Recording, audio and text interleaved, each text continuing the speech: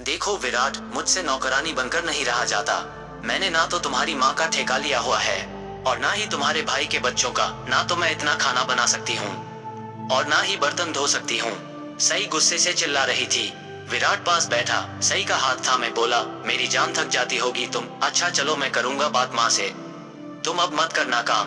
विराट मैं अलग होना चाहती हूँ। सई यह कहकर खामोश हो गई। रात को विराट माँ के पास बैठा हुआ था। माँ आपसे एक बात करनी है। माँ ने हाँ में सर हिलाया।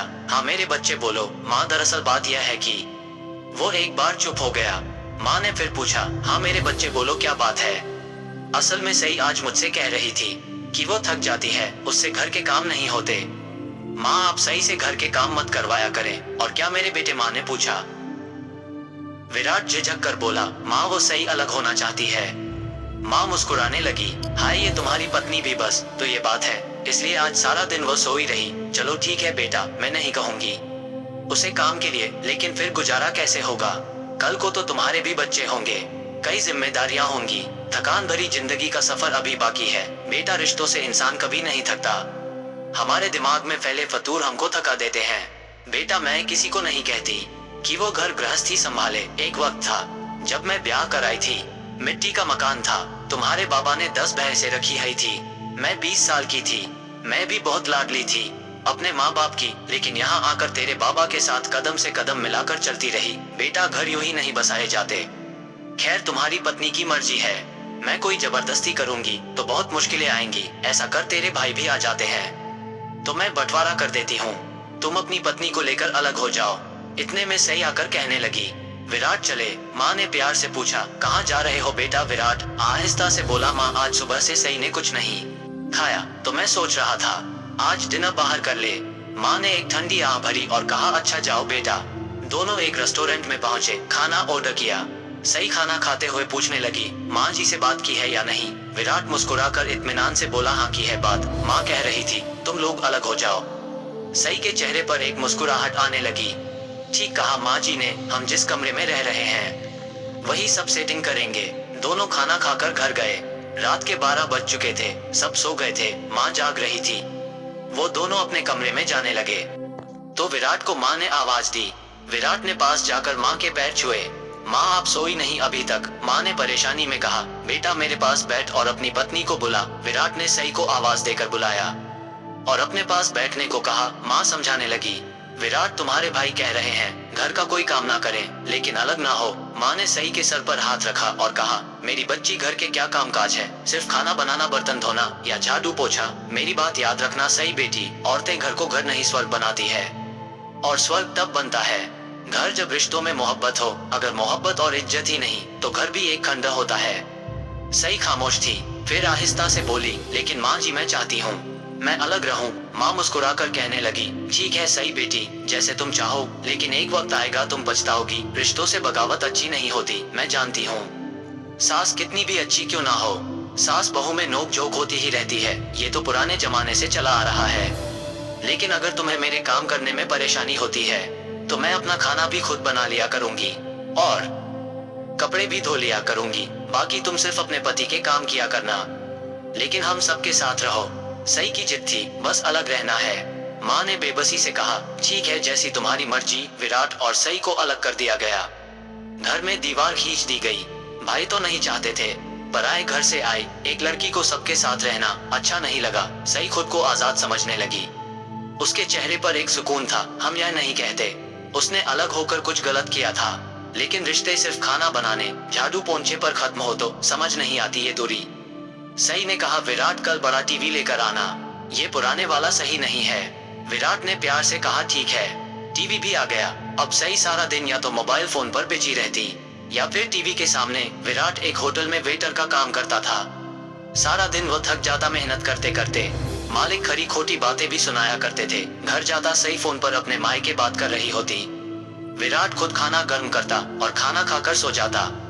सई कहने लगी, विराट मैं तो कहती हूँ हम ये घर बेचकर शहर चले जाते हैं, वहाँ कोई प्लाट खरीद कर घर बना लेंगे। विराट थका हुआ था। सई पागलों वाली बातें मत करो, ऊपर वाले का धन्यवाद करो। सई बोली, फिर ऐसा करो मुझे 2 लाख रुपए दो। विराट हैरानी से बोला, 2 लाख? सब ठीक तो है ना। हाँ सब ठीक है, मेरा भाई अमेरिका जा रहा है, तो बाबा कह रहे थे उसके विजय के 2 लाख कम है। विराट बेरुखी से बोला 2 लाख कम है तो मैं क्या करूं, मैं तो खुद परेशान हूं। अगर मेरे पास 2 लाख हो तो मैं कोई काम धंधा ना शुरू कर लूं अपना। सई आहिस्ता से बोली, आप परेशान मत हुआ करें, मैं सोच रही हूँ कि मेरा जो गोल्ड का सेट है ना उसको बेच देते हैं। मेरी बाबा से बात हुई है। बाबा कह रहे थे हम नया बनवा देंगे। विराट गुस्से से सई की तरफ देखने लगा। यार क्या तुम पागल हो गई हो, अपने बाबा को मना कर दो, उनको बोलो हमारे पास कुछ नहीं है। सई मुंह बनाकर बैठ गई।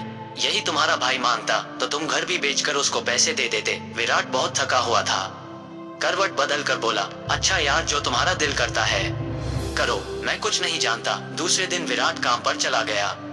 सई ने अपने भाई को फोन करके बुलाया। गोल्ड का सेट बेचकर 3 लाख रुपए अपने भाई को दे दिए। कुछ दिन गुजरे, विराट की माँ को पता चला। माँ का दिल जलने लगा।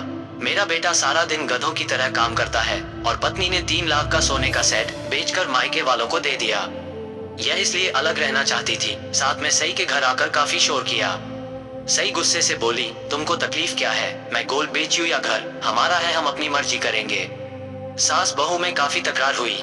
विराट के बड़े भाई ने माँ से कहा, छोड़े माँ, जब उसको अलग कर ही दिया है फिर क्यों दखल देना उसकी जिंदगी में। बड़ा भाई माँ को घर ले गया। शाम को जब विराट घर आया, सई मगरमच्छ के आंसू रोने लगी। विराट मुझे यहाँ नहीं रहना, बस मैं थक गई हूँ अब। विराट को बहुत तेज बुखार था। मेरी जान क्या हुआ, तुम्हारी माँ ने मुझे बहुत गालियां दी है, मुझे बुरा भला कहा। तुम्हारी माँ हमारी जासूसी करती है, उनको कैसे पता चला मैंने गोल्ड का सेट बेचा है। विराट परेशानी में बोला, यार जिस दुकान पर गोल्ड बेचकर आए हो वो मेरी कजिन की है, शादी पर आया था, वो बहुत कम आता है यहाँ, उसने बताया था। सई रोते हुए बोली, विराट जो भी है, तुम्हारी माँ ने मुझे गालियां क्यों दी है, मैं कल अपनी माँ के घर जा रही हूँ, मैं तंग आ गई हूँ। विराट का जिस्म बुखार से कांप रहा था।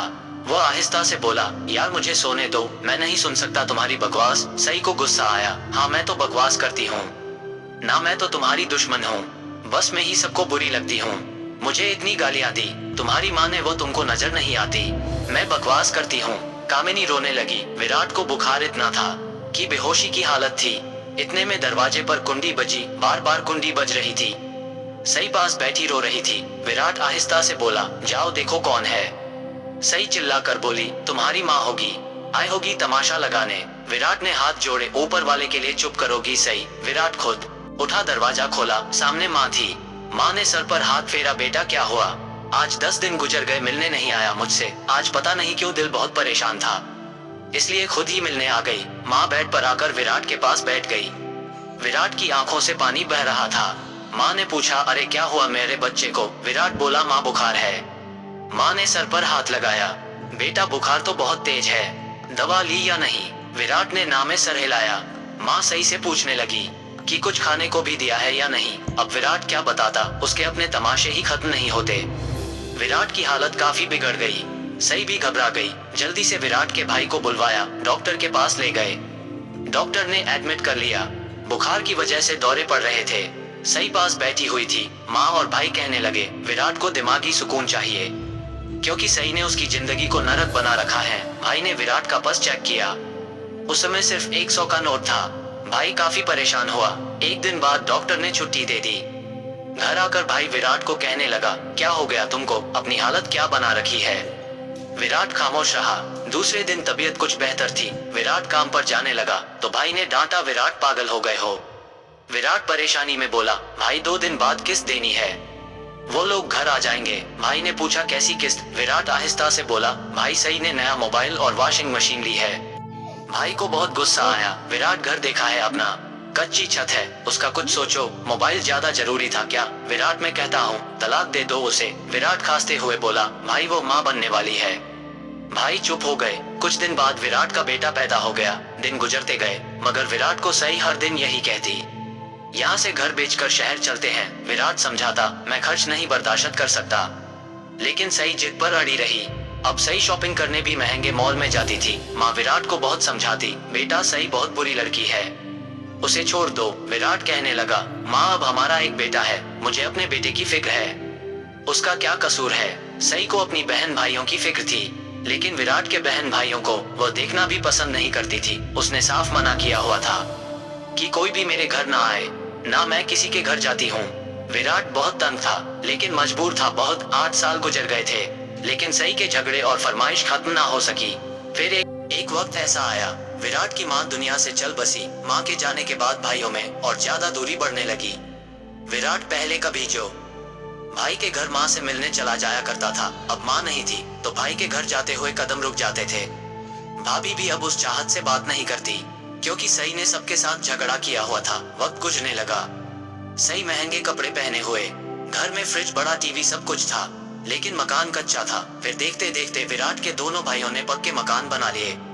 बीच में कच्चा सा घर विराट का रह गया। विराट यह मंजर देखकर बहुत परेशान होता और दिल ही दिल में चीख चीख कर रोता। सई को समझाने लगा, सई देखो, दोनों भाइयों ने लेंटर वाले बड़े घर बना लिए और हम वहीं के वहीं हैं। सई गुस्से से बोली, तुम्हारे भाइयों की सैलरी 30,000 रुपए है और तुम 15 माइनस 20,000 रुपए कमाते हो।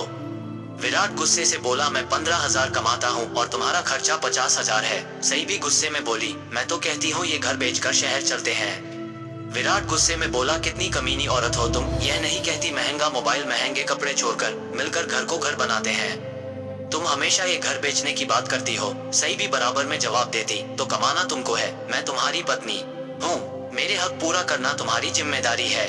विराट बहुत परेशान था, कौन से हक की बात करती हो, तुम वो बदतमीज औरत हो जिसने मुझे, मेरी माँ, मेरे सगे बहन भाइयों से दूर कर दिया। तुम वो कमीनी औरत हो जिसकी वजह से मैं अपनी माँ को मरने से पहले सीने से ना लगा सका। तुम वो कमीनी औरत हो जिसने अपने मायके को अपने पति की कमाई खिला खिला कर पैरों पर खड़ा कर दिया और मुझे और मेरे घर को देखा तुमने। डरता हूँ मैं, ना जाने कब ये कच्ची दीवारें टूट जाए। तुम वो कमीनी औरत हो जिसने कभी भी घर को घर समझा ही नहीं। तुम्हारी वजह से मेरे बच्चे 2 वक्त की रोटी खाने को भी तरस रहे हैं। तुम वो कमीनी हो जिसने मुझे ब्लड प्रेशर, दिल और शुगर का मरीज बना दिया। अरे तुम वो गंदी औरत हो जिसको अपना बना करके मैं समय से पहले बूढ़ा हो गया। देखो मेरी आंखों के पास काले धब्बे चीख चीख कर बता रहे हैं। मैं रातों को सो नहीं पाता। मेरे भाइयों ने बड़े बड़े घर बना लिए, उनके बच्चे महंगे स्कूल में पढ़ रहे हैं और मेरा बेटा सरकारी स्कूल में धक्के खा रहा है। अरे सब कुछ लूट कर तुमने अपने भाई बहनों को दे दिया। मेरा कसूर क्या था? बस इतना कि तुमको बेसहारा नहीं करना चाहता था। तुम क्या समझती थी मैं तुमसे डरता हूँ? अरे इज्जत करता था, तुम्हारी सोचता था। छोड़ूंगा तो कहाँ बदनाम होती फिरेगी। काश तुम इसमें खुश रहती जो मैं कमा कर लाता हूँ। महंगे कपड़े, मोबाइल, गाली गलौज, झगड़ों को छोड़कर मेरे कदम से कदम मिलाकर चलती। विराट ने गुस्से से चिल्लाते हुए कहा, बस सही, थक गया हूँ मैं, अब मैं तुमको तलाक देना चाहता हूँ। सही चीख चीख कर रोने लगी। विराट ये जुल्म ना करो, मैं अब संभल जाऊंगी। विराट ने बेटा छीना, धक्के देकर सई को घर से निकाल दिया। सई, मेरे 12 साल तुमने नर्क बना दिए थे। अरे क्या क्या ना किया था तुम्हारे लिए मैंने। सई कदमों में गिरकर माफी मांगने लगी, लेकिन अब वक्त गुजर चुका था। सई अपने माँ के घर चली गई। विराट के भाई भाभी भी शोर सुनकर आ गए। भाई ने मायूसी में कहा, विराट अब क्या फायदा तलाक लेने का। विराट रो रहा था, भाई मैं थक चुका हूँ, 12 साल गुजार दिए कि सुधर जाएगी, लेकिन उसने बहुत बदनाम किया मुझे। सई अब अपने भाई के घर रहती थी। 1 साल मुश्किल से गुजरा था। सई जब तक भाई को विराट की कमाई खिलाती रही थी, सब मुस्कुरा कर मिलते थे। अब तलाक हो गई तो सई की भाभी ने कहा, देख सई, हमारा खुद मुश्किल से गुजारा होता है, बेहतर है तुम दूसरी शादी कर लो। सई अब बदलते चेहरे, बदलते रिश्ते देख रही थी, जिनकी खातिर सब कुछ किया। वो 1 साल में तंग हो गए। इधर विराट के भाइयों ने विराट की दूसरी शादी कर दी। लड़की बहुत अच्छी थी, समझदार, कदर करने वाली, घर को स्वर्ग बनाने वाली।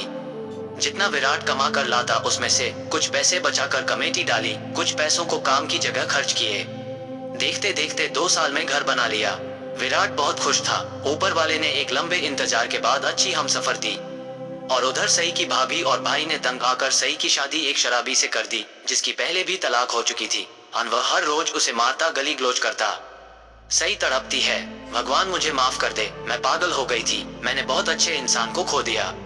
अब दिन भर काम करती हूँ, 20 लोगों का खाना बनाती हूँ, झाड़ू पोछा सब कुछ करती हूँ, और फिर भी पति गाली देकर बुलाता है, थप्पड़ मार देता है। भगवान मुझे विराट वापस दे दे। मैं ये सोच ही रही थी कि पति ने गाली देकर कहा, जल्दी खाना बनाकर मेरी टांगे दबा आकर। उसे बहुत तेज बुखार था, लेकिन पति को कोई परवाह नहीं थी। आंखों में आंसू थे, बेबसी थी, क्या करती अब पछतावे के सिवा। सई मां बनने वाली थी। पति अस्पताल लेकर गया। अस्पताल में मिठाई बांटी जा रही थी। एक कमरे में सई बैठी हुई थी, पास वाले बेड पर एक लड़की गोद में बच्चा उठाए बैठी हुई थी। जब नर्स ने सई को मिठाई दी तो सई ने आहिस्ता से पूछा, यह मिठाई क्यों? नर्स ने बेड पर बैठी लड़की की तरफ इशारा किया कि उनको ऊपर वाले ने बेटी दी है। इस खुशी में बेटी के बाबा मिठाई बांट रहे हैं। इतने में एक कयामत का सामना हुआ।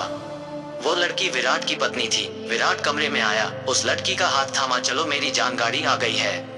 घर चले बेटी को गोद में उठाया, सहारा देकर पत्नी को ले जा रहा था कि सई पर नजर पड़ी। पुराने से कपड़े, चेहरे पर जख्म का निशान, पाँव में पुराना सा जूता, चेहरे पर एक थकान, बेबसी। सई ने देखकर हाथ बांध लिए। विराट कुछ कहने ही वाला था कि सई का पति आ गया। पूरे गुस्से में बोला, तू यहाँ बैठी है, जा, डॉक्टर बुला रही है, चेकअप करवा कर आ। उठ भी जा, अब जल्दी कर। मुश्किल से उठी, टांग पर चोट लगी हुई थी, पति ने मारा था। आंखों में आंसू, दिल में तड़प और बेबसी। आंखों में आंसू लिए उठकर चली गई। आ भरने की भी हिम्मत नहीं थी। विराट अपनी पत्नी का हाथ थामे चला गया। जरूरी नहीं होता मर्द जालिम हो, औरत भी बदतमीज हो सकती है। सई की तरह तमाशा करने वाली, झगड़ा और रिश्तों में जहर भरने वाली, मायके की फिक्र और ससुराल को कैद खाना समझने वाली, घर को नर्क बनाने वाली, और फिर उसका अंजाम सही सा होता है। अगर कोई औरत इस जैसी है तो अंजाम से पहले सुधर जाए, वरना जिंदगी जब थप्पड़ मारेगी फिर पछतावे मौका भी ना मिलेगा। पति की कमाई पर खुश रहकर घर को स्वर्ग बना ले, छोड़ दे रिश्तों में जहर भरना। तो दोस्तों, उम्मीद करते हैं हमारी आज की कहानी भी आपको पसंद आई होगी। आपका क्या कहना है इस कहानी के बारे में कमेंट करके हमें जरूर बताएं। वीडियो को लाइक कर दीजिए और इसी तरह की कहानियां लगातार देखने के लिए चैनल को सब्सक्राइब करके घंटी को दबाकर ऑल पर सेट कर लीजिए, ताकि आने वाली वीडियो का नोटिफिकेशन आपके पास तुरंत पहुंचे। मैं मिलता हूं आपसे अगली वीडियो में, तब तक के लिए धन्यवाद।